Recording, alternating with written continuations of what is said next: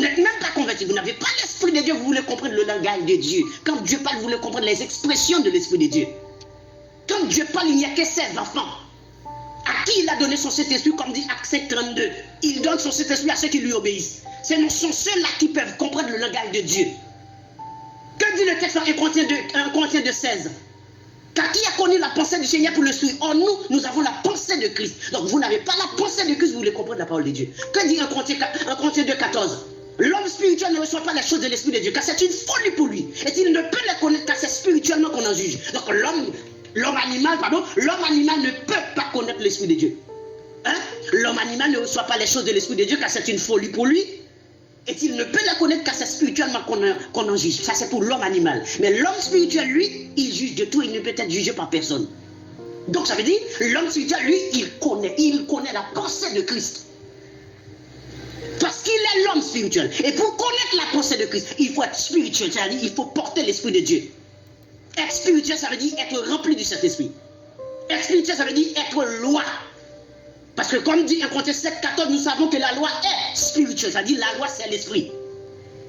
Et si la loi, c'est l'esprit, selon 1 Romains 7:14, 2 Corinthiens 3:17, la loi, c'est Christ lui-même. Et quand nous portons l'esprit de Christ, nous avons la loi. Quand nous portons l'esprit de Christ, nous avons les règlements, les commandements. Quand nous portons l'esprit de Christ, nous avons Christ en nous. Quand nous portons l'esprit de Christ, nous avons la pensée de Christ. Et quand nous portons l'esprit de Christ, nous pouvons comprendre le langage de Dieu. Mais vous ne pouvez pas comprendre le langage de Dieu, vous n'avez pas l'Esprit de Christ en vous. Comme dit quoi que de Romains 8:9. Hein? Pour vous, vous ne vivez pas selon la chair, mais selon l'Esprit. Si du moins l'Esprit de Dieu habite en vous, si quelqu'un n'a pas l'Esprit de Christ, il ne lui appartient pas. Or, si vous n'avez pas l'Esprit de Christ, vous ne pouvez pas comprendre le langage de Christ.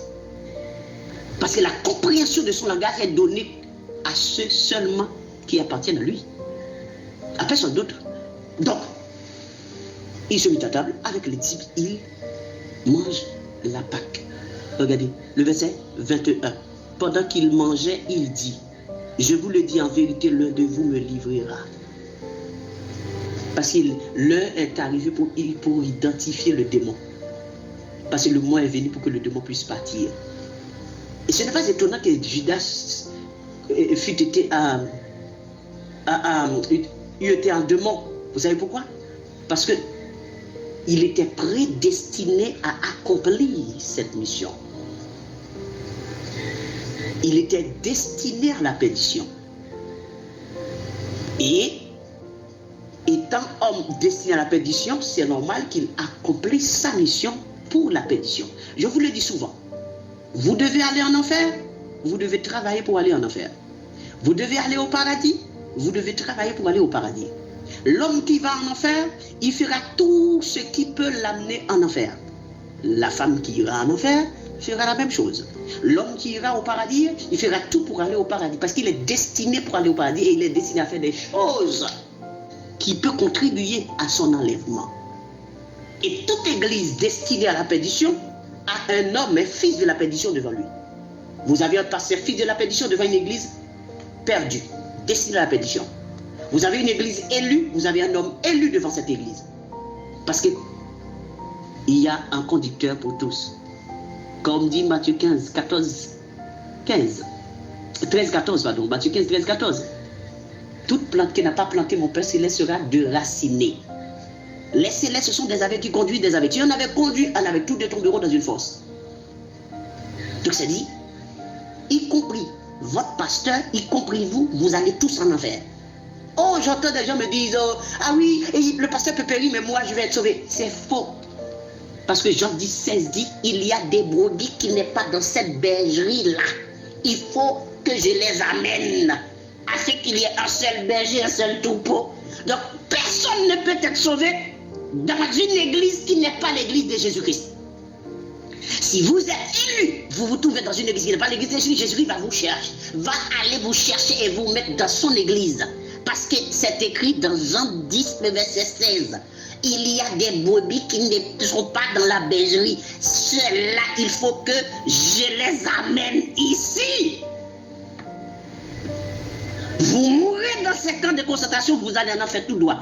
Quelqu'un mort dans, si vous êtes mort dans vous êtes mort dans le camp de concentration de Grégory Toussaint, on a fait 5 escales.